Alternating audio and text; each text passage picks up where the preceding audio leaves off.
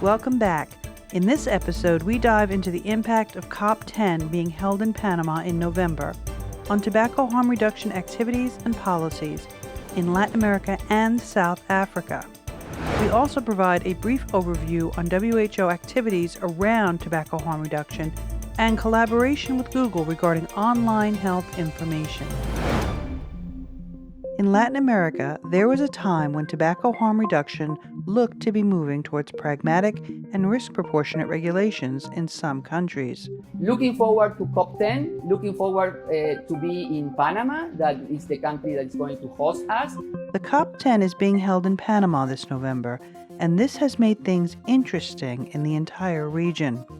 Since the announcement that the Conference of Parties would be held in Panama in November 2023, the ride has become quite treacherous, with some countries implementing bans and restrictions, in my country, vaping is not legal, and some countries delaying risk-proportionate regulations that were previously a given. All the market in Argentina, it's a black market. There is no vape shops in Argentina. They have to be aware that there are alternatives and that they are being lied to. How can you see that people die, that families suffer?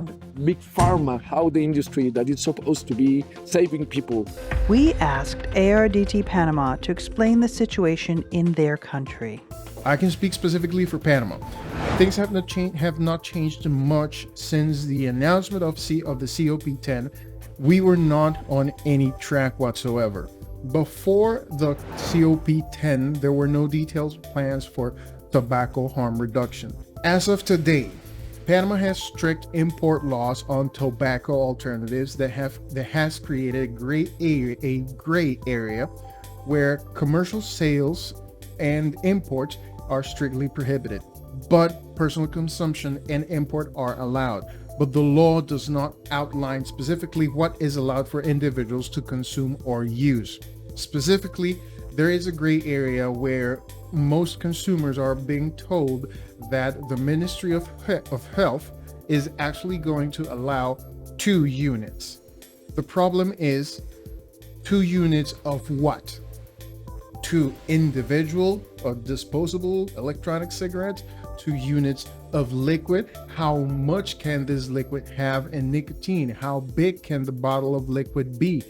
So there's that gray area where some people decide that it's illegal, some people don't know really how the law works, so there's this confusion, and the broader black market that's out there is not being covered or monitored by the health authorities.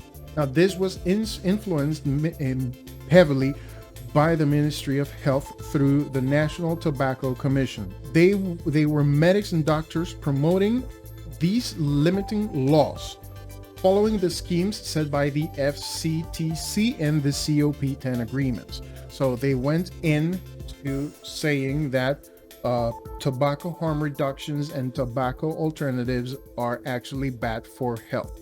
So the broader Latin America is in that state, either full prohibition, partial prohibition, or a gray area.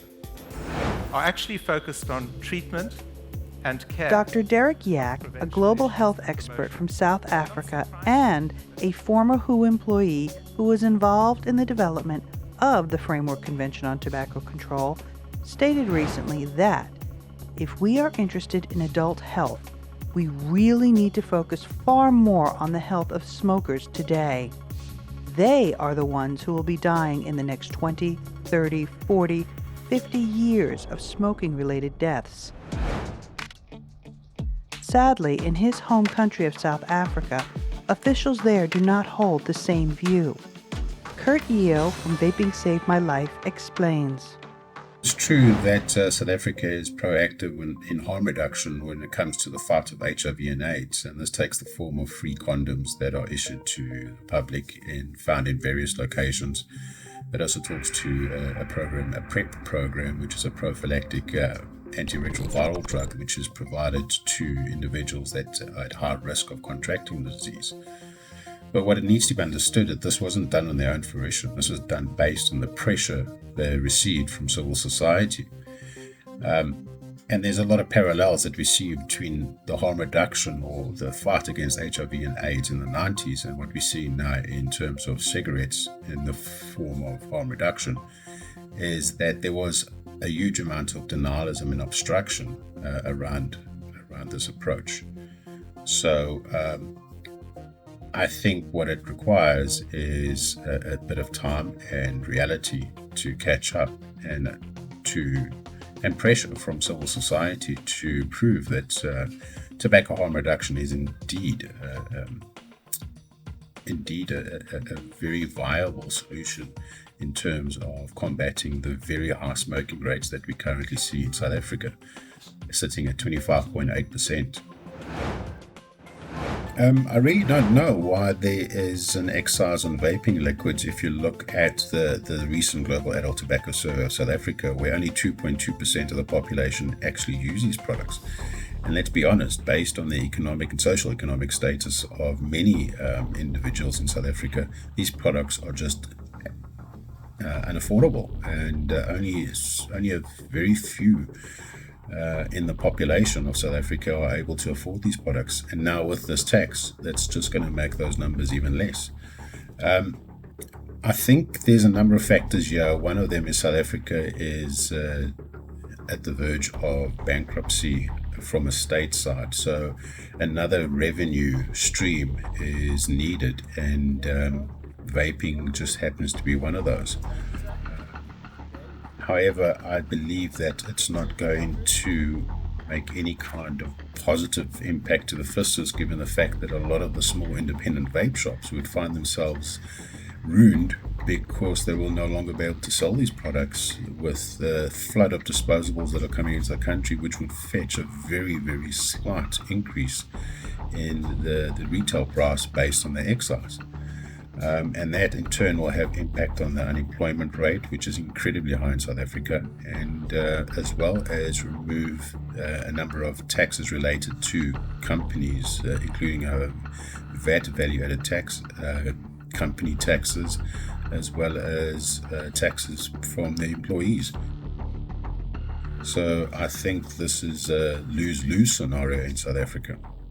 New vape stores won't be allowed to open near a school or marae under new rules aimed at curbing youth vaping. On June 6th, the Minister of Health for New Zealand announced changes to the regulatory framework around vaping. For example, a strawberry donut might be replaced with berry, so more generic names like that restrict the ability to develop a brand that is particularly appealing to young people. The announcement included a disposable vape ban, no new shops within 300 meters of a school or marae, flavor names to be generic, and all devices must have a rechargeable and removable battery, and must have child safety locks, all of which is to be implemented in full within 6 months of the announcement. Change will obviously need to happen. However, once again, it looks like this was rushed and not considered.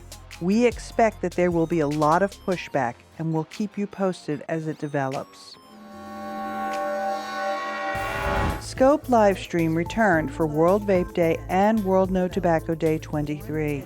They will be trying to table anyway, an agenda which will attack vaping products and heated tobacco and others. The WHO is scared of us. They're scared. We aren't that many people actually jumping up and down out of the barricades. There's a few heads popping out of the trenches, and the trenches aren't that deep, but they are actually quite wide and long. Advocates and vapers from across the world came together to discuss the work and the challenges in their respective countries. El vapeo en esta transmisión especial que se transmite a través de Vapear No es Fumar y también a través de Scope, que es la señal internacional que reúne a todos los países del mundo, Vapear No es Fumar y Iberoamérica. It brings everyone together and showed that none will be silenced and that together our voices are louder and stronger. You can watch the replay at the links shown.